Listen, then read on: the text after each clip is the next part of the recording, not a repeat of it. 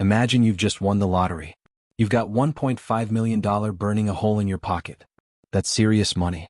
In Normandy, France, you could buy an actual medieval castle, complete with 12 bedrooms, a moat, and probably a ghost named Pierre who silently judges your wine selections. Now, take that same pile of cash and hop on a flight to Toronto or Vancouver. What does it buy you?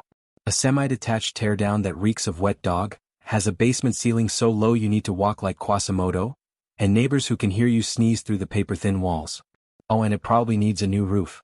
Welcome to Canada, land of maple syrup, overly polite apologies, and a housing market that's essentially become an economic black hole, sucking the life out of every other sector like a financial vampire. Here's the uncomfortable truth. While the rest of the world was busy innovating, building tech giants, and manufacturing things people actually need, Canada went all in on one strategy: selling houses to each other for increasingly absurd amounts of money. It sounds almost comedic until you look at the numbers. Then it becomes a horror story. In this deep dive, we're going to dissect how real estate didn't just grow in Canada, it devoured the entire economy whole. We'll explore the zombie productivity numbers that should terrify you, the shadowy world of shadow banking, the moral hazard of government bailouts, and the terrifying reality of what happens when an entire country mistakes debt for actual wealth. Buckle up. This is going to be a wild, bumpy, and deeply disturbing ride through the financial madness that is modern Canada. Let me tell you a story about Kevin. Kevin's a brilliant young entrepreneur with a revolutionary AI startup idea that could transform logistics. He needs capital.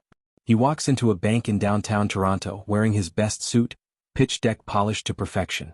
The loan officer looks him up and down and says, "Kevin, this looks risky. Business is hard." "Yeah? Logistics? We can't give you $500,000 for this pipe dream." Dejected, Kevin walks out. But then inspiration strikes. He marches right back in 5 minutes later with a new proposal. "Actually, I want to buy a one-bedroom condo that was built 40 years ago and has questionable plumbing." The loan officer's eyes light up like a Christmas tree. "Why didn't you say so? Here's $1 million. Have fun." This, ladies and gentlemen, is the great capital suck, and it's killing Canada's economic future.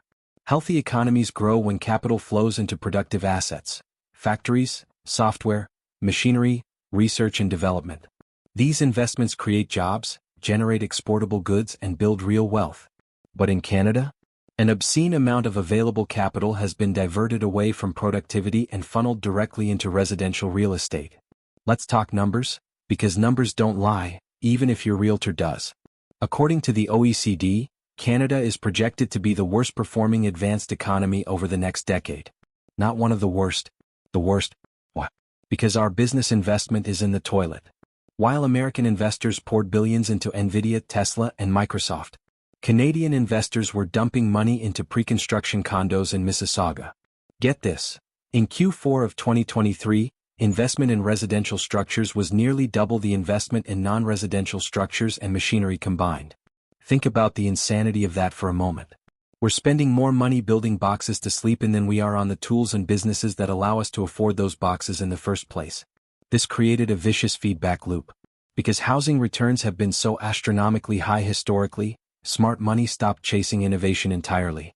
Why would you risk investing in a startup that might fail when you can buy a townhouse in Mississauga, sit on your ass for 3 years doing absolutely nothing, and sell it for a 40% profit?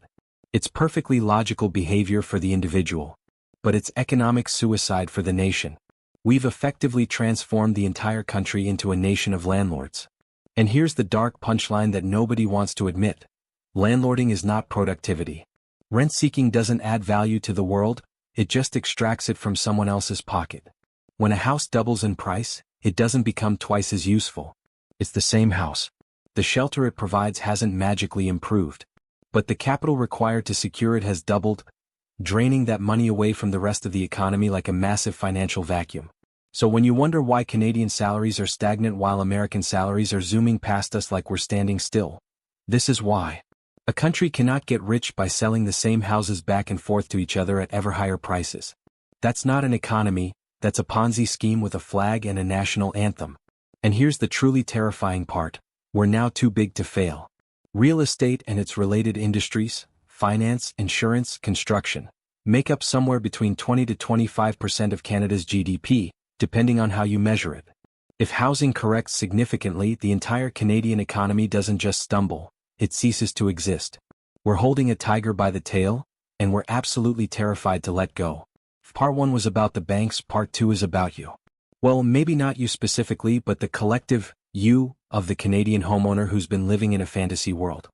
Here's what I call the wealth illusion. Meet Linda and Bob. It's 2015. They bought a house in the suburbs for $500,000. It was a financial stretch, but they made it work through sacrifice and careful budgeting. Fast forward to 2021. That same house is now magically appraised at $1.2 million. Linda and Bob feel like absolute geniuses. They made $700,000 without lifting a finger, without producing anything of value. They're rich. But wait, are they actually rich? Can they spend that house? Can they eat the drywall? Can they pay their bills with their granite countertops? No. Unless they sell the house and move to a yurt in Saskatchewan, that money is completely imaginary, paper wealth that only exists in a spreadsheet. Enter the drug dealer of the Canadian economy, the HELOC, home equity line of credit.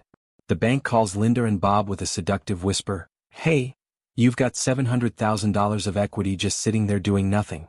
Why don't you unlock it? Live a little." So Linda and Bob take out a HELOC.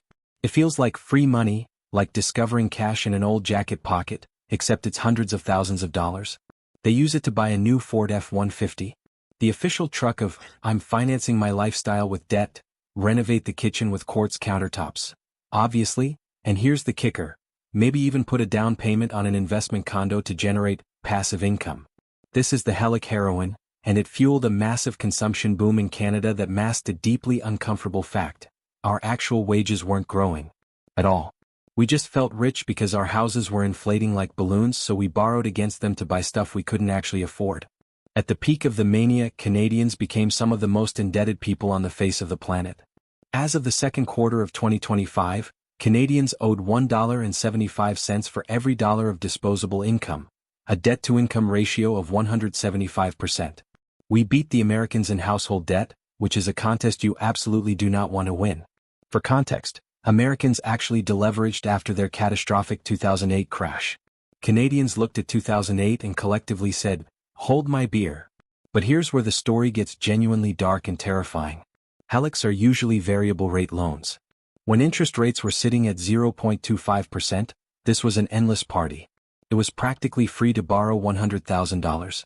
But when the Bank of Canada started aggressively hiking rates in 2022 and 2023 to fight inflation, the hangover hit like a freight train. Suddenly Linda and Bob's monthly interest payments tripled. That free money they spent on the truck and the renovation now cost them thousands of dollars every single month just to service the debt. Money that produces zero return. This exposes the terrifying fragility of the Canadian economy. Consumption drives GDP. But if everyone's disposable income is being devoured by servicing debt on their overpriced homes, nobody buys anything else. Restaurants empty out. Retailers close their doors. Small businesses die. We created a wealth effect on the way up, where rising home prices made people spend more freely. Now we're staring down the barrel of a poverty effect on the way down, where falling equity makes people panic and cut spending dramatically. Even scarier is the phenomenon of negative amortization, a fancy banking term that essentially means you're so financially underwater that your monthly payment doesn't even cover the interest you owe. The unpaid interest gets added to your principal, so your debt pile grows even while you're making payments. In 2023 and 2024, major Canadian banks revealed that a shocking percentage of their mortgage portfolios had amortization periods extending beyond 35, 40, even 70 years. Let that sink in. 70 years. That means you'll be dead. Your children will be old. And that mortgage will still be there, haunting your grandchildren. We've essentially invented intergenerational debt serfdom just to maintain the comforting illusion that housing prices can never, ever go down. If you read the headlines, politicians love to tell you the Canadian economy is growing. Look at the GDP, they exclaim proudly. It's going up. We're winning. Everything is fine. But if the economy is supposedly growing, why does everyone feel broke? Why does the average Canadian feel like they're slowly drowning in a pool of maple syrup and debt? It's because of a clever economic sleight of hand I like to call the pizza party deception. Imagine you throw a pizza party for 10 people. You order 12 pizzas. Everyone eats well, goes home satisfied. Life is good. Now imagine you invite 10 more people to the party, but you only order one extra pizza. Technically, the total amount of pizza at the party went up, GDP growth. But the amount of pizza per person crashed dramatically, GDP per capita decline. This is exactly what has happened to Canada and its economic malpractice. We've been masking our economic rot with massive population growth. In 2023 alone, Canada's population grew by 1.23 million people, almost entirely due to immigration. That's roughly the population of Estonia arriving in 12 months. It was the fastest growth rate since the 1950s. Now, let me be clear. Immigration is fundamentally good. It brings talent, diversity, culture, and amazing food. But here's the problem. You cannot invite 1 million people to dinner if you haven't set the table. We didn't build the houses for them. We didn't build the hospitals. We didn't build the transit infrastructure. We didn't expand the schools. We just opened the doors wide and said, good luck finding a basement apartment for under $2,500 a month. This created what economists at the National Bank of Canada and CIBC have frankly called a population trap. Here's the dirty secret that makes this truly insidious. When you flood the labor market with people desperate for work, wages stay suppressed. Why would a corporation invest in expensive automation or productivity-enhancing software when they can just hire cheap labor? They wouldn't, and they didn't. So while the United States was automating and getting more efficient, Canada became progressively less efficient. We used warm bodies to prop up our GDP numbers and create the illusion of growth. If you look at GDP per capita, Canada's standard of living declined by 2% from 2020 to 2024, the worst 5-year decline since the Great Depression. We're getting poorer individually, even if the country appears to be getting richer collectively on paper. And where do all these new people go? Into the housing meat grinder. High demand plus virtually zero supply equals skyrocketing rents and home prices. This massively benefits existing asset holders, landlords and boomers sitting on multiple properties. And it absolutely crushes newcomers and young Canadians trying to get started in life. It's a wealth transfer from the desperate to the comfortable, disguised as progressive economic policy and sold to the public as nation building. The government gets to trumpet GDP growth in their press releases while ignoring the fact that actual living standards for real people are collapsing. It's statistical manipulation at its finest. By now, you might reasonably be asking, why doesn't the market just correct itself? If houses are too expensive, shouldn't prices fall naturally until people can actually afford them? Oh, my sweet summer child. You're assuming we live in a free market. We absolutely do not. We live in a protected asset class, carefully maintained by government policy. The Canadian government, regardless of which party is in charge, is utterly terrified of home prices falling. Why? Because homeowner voters are the most powerful demographic in the country. If home prices drop 20%, the government gets voted out. It's that brutally simple. So they've created a massive web of moral hazard to prevent any correction. Moral hazard is what happens when you take huge risks because you know someone else will pay the bill if things go catastrophically wrong. Look at the CMHC, Canada Mortgage and Housing Corporation. This government crown corporation insures mortgages. If you buy a house with less than 20% down, you must pay for mortgage insurance. But here's the truly insidious kicker. The insurance protects the bank, not you. If you default on your mortgage, the bank gets paid back in full by the insurance. The bank takes almost zero risk. They can hand out $500,000 knowing that if you can't pay, the taxpayer, via the CMHC, makes them whole. Does that sound like a system that encourages responsible lending? Or does it sound like a system specifically designed to encourage banks to shovel money out the door as fast as humanly possible, with zero consequences for reckless behavior? And when the market started seriously wobbling in 2023 and 2024, the government absolutely panicked. They extended amortization periods to unheard of lengths. They bought billions in Canada mortgage bonds to inject liquidity into the system. They floated ideas about 30-year mortgages for first-time buyers, policies that would trap young people in debt for their entire working lives. Every single time the housing market tries to take a natural, healthy breath and correct itself back to sustainable levels, the government sprints in with a defibrillator screaming, "Not on my watch." They're essentially trying to outlaw economic gravity and ban recessions. But here's the problem with trying to ban gravity. Eventually, you run out of energy and the fall becomes much, much harder. By refusing to let the forest fire burn even a little bit to clear out the dead wood, they've piled up so much combustible material that the eventual fire threatens to burn down the entire country. The federal government estimates that even if they manage to build 480,000 homes annually for the next decade, double the normal rate, buying a home will still be less affordable for nearly half the country by 2035. Think about that. Even with heroic building efforts, the situation won't actually improve for most Canadians. The problem is simply too big to solve without pain. We need to talk about what this housing catastrophe has done to Canada's social fabric, because it's literally ripping apart. For decades, the Canadian deal was beautifully simple: work hard, save diligently, buy a house, build equity, retire comfortably. That deal is dead. Stone cold dead. And we've replaced it with a rigid, feudal caste system that would make medieval lords proud. Class A, the landed gentry. These are people who bought real estate before 2015. They aren't necessarily smarter or harder working than anyone else. They aren't more deserving. They were just born earlier, they won the birth year lottery. They're sitting on millions in tax-free capital gains. They leverage their equity to buy rental properties, effectively taxing the income of Class B for the privilege of having a roof overhead. Class B, the serfs, the renters. These are young people, recent immigrants, and anyone who missed the boat. They pay 50 to 60% of their income to Class A just to have shelter. Because rents are so astronomically high, they cannot save for a down payment. The ladder has been pulled up and set on fire. This isn't just about money. This cuts to the very core of what it means to live a fulfilling human life. When housing costs absorb all your income, you delay marriage. You delay having children. Canada's fertility rate hit an all-time low of 1.26 children per woman in 2023.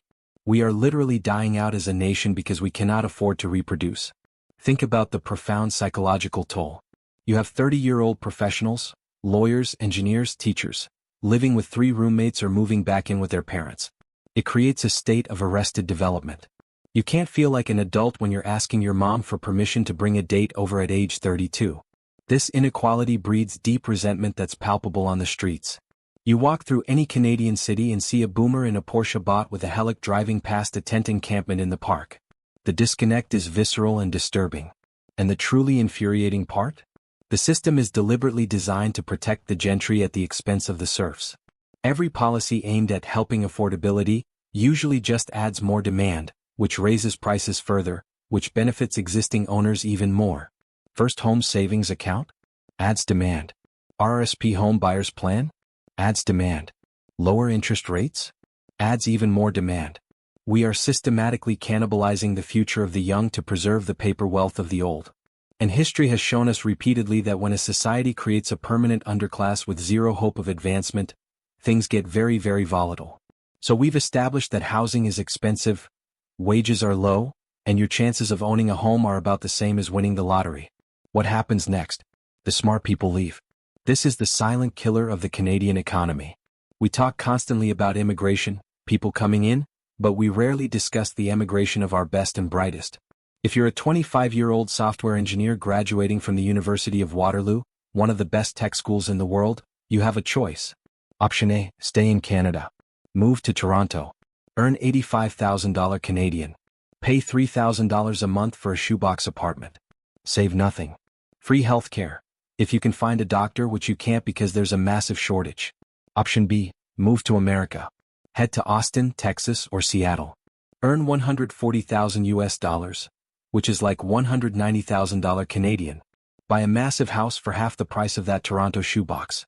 Pay for health insurance but actually get to see a doctor when you need one. It's not a hard choice. Data from recent years shows a surging number of Canadians moving to the United States. We're subsidizing their education, training them up with world-class universities, and then gifting them to the American economy because we cannot offer them a life worth living.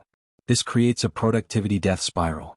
The people who build companies, invent patents, and create high-value jobs are leaving. The people staying are those who are anchored by real estate they already own, or those who simply can't leave. We're hollowing out our middle class. A country cannot survive on baristas and real estate agents alone. You need engineers, doctors, scientists, and entrepreneurs. But why would a doctor stay in Canada when the housing market eats 60% of their take-home pay? We're becoming a nursery and a nursing home. We raise the young, they leave to work during their productive years, and maybe, just maybe, they come back when they're old to use the healthcare system. That is a recipe for national bankruptcy.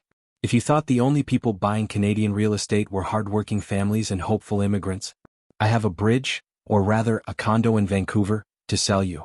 We need to talk about the dirty underbelly of this boom: money laundering. In international criminal circles, Canada has a cute nickname. They call it snow washing. It sounds refreshing, doesn't it? Like a mountain breeze. But what it actually means is taking dirty money from drug cartels, corrupt officials, and international fraudsters, and scrubbing it clean by buying Canadian real estate. For years, Canada had some of the weakest transparency laws in the G7. You could buy a $20 million penthouse in Vancouver through a numbered company, owned by a shell company in the Seychelles, owned by a trust in the British Virgin Islands. Nobody knew who actually owned the property. The Vancouver model became world famous. Here's how it worked. 1. Gangsters walk into a BC casino with literal hockey bags full of $20 bills. 2. They buy chips. They gamble a bit. They cash out. 3. Now they have a casino win check. The money is clean. 4. They take that check and buy a house. 5. The house sits empty, appreciating in value by 15% a year. It was the perfect crime. And the government turned a blind eye for years because, hey, it boosted GDP. Who cares if the money comes from fentanyl sales if it helps balance the provincial budget? A report by the expert panel on money laundering in BC estimated that in 1 year alone, $7.4 billion was laundered through British Columbia, with $5 billion of that going directly into real estate. That's enough to distort the entire market. When you're bidding on a house, you aren't just competing against Linda and Bob. You're competing against the Sinaloa cartel. And guess what? The cartel has more cash than you. They don't care if they overpay by $100,000. They just need to park the cash. This drives up prices for everyone else. We effectively sold our sovereignty to the highest bidder, turning our cities into safety deposit boxes for the global elite, while our own citizens live in basement suites. So how does this movie end? Spoiler alert, it's definitely not a romantic comedy. Economists generally see two scenarios for Canada, and neither one is particularly pleasant. Scenario A, the big crash. This is the 2008 American-style catastrophe. The bubble bursts violently. Prices plummet 30 to 50%. The good news? Housing becomes affordable again for young people. The bad news? The banking system collapses. Millions lose their jobs overnight. The dollar tanks. It's economic anarchy for 2 to 3 years. But remember what we discussed earlier. The government will do absolutely anything to prevent this scenario. They will print unlimited money, extend amortizations to 100 years, bail out everyone who needs it.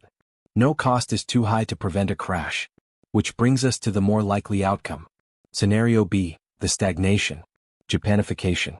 This is arguably more painful because it's a slow death rather than a quick one. In the 1990s, Japan's real estate bubble burst spectacularly. But instead of letting it clear naturally and rebuild on a solid foundation, they kept zombie companies alive with endless cheap debt. The result? The lost decades, 30 years of zero growth. Wages flatlined. The stock market did nothing. A slow, grinding, inexorable decline in standard of living. Canada is staring directly down the barrel of this exact scenario. We might not see a spectacular, newsworthy crash. Instead, we might see nominal prices stay artificially high while inflation slowly eats away at our purchasing power like termites in the walls. We'll become a low-growth, high-cost museum of a country, a place where the rich own everything, the poor serve them, and the ambitious pack their bags and leave for better opportunities. We're trading our future dynamism and innovation for current stability and comfort. We're choosing to be comfortable today at the catastrophic cost of being economically destitute tomorrow. The real estate trap isn't just about house prices, it's about the fundamental allocation of human energy and potential. When an entire generation of talented people spends their mental and emotional energy worrying obsessively about rent, mortgage rates, and housing scarcity, they aren't thinking about art, science, business, innovation, or community building. We have trapped our entire collective potential inside 4 walls of drywall and some granite countertops. We've built a golden cage and locked ourselves inside, and we're too afraid to look for the key. So is it completely hopeless? Should you just pack your bags, buy a one-way ticket, and move to a hut in Belize? Not necessarily. But we desperately need to wake up from this collective delusion. The first step to fixing any problem is admitting you have one. Canada is an addict. We are hopelessly addicted to high home prices. We treat houses like Bitcoin with a bathroom, a speculative asset rather than a fundamental human need. To fix this catastrophic mess, we need a profound cultural shift. We need to stop celebrating when house prices go up as if it's good news. High housing prices are not wealth creation, they're inflation. They're policy failure. They represent a fundamental breakdown in how we organize our society. We need to demand that our politicians stop protecting banks and asset holders and start protecting the productive economy, the part of the economy that actually creates value rather than just extracting it. We need to tax land speculation heavily and incentivize business investment in productive assets. We need to build, but we also need to pop the balloon of artificial demand that's been inflated by cheap credit and speculation. If you're young and watching this, don't let FOMO, fear of missing out, ruin your entire life. Don't take out a mortgage that will financially strangle you for 40 years just because society says you should. Renting is not failure. Investing in yourself, your skills, and your freedom is often a far better return than a condo in the suburbs that's slowly bankrupting you. And if you're a homeowner sitting on millions in paper equity, you need to understand something crucial. Your paper wealth is coming at the direct expense of your children's and grandchildren's future. The ladder you climbed up is the exact same ladder you're now kicking down, whether you realize it or not. This country has absolutely everything it needs to be an economic superpower. We have natural resources. We have peace and political stability. We have educated people. We have immigrant talent from around the world. But we've locked all of that potential up in a mortgage and thrown away the key. It's time to find that key before it's too late. Thanks for watching. I know this was heavy, probably heavier than you expected. But if we don't talk honestly about these ugly truths, we have zero chance of fixing them. Silence and denial will only make the eventual reckoning worse. If you found this valuable and want to see more deep dives into the economic forces shaping our lives, please like and subscribe. It genuinely helps the channel grow, and maybe one day I can afford rent on something better than my current cushion fort. Stay safe out there. Stay solvent. And I'll see you in the next video.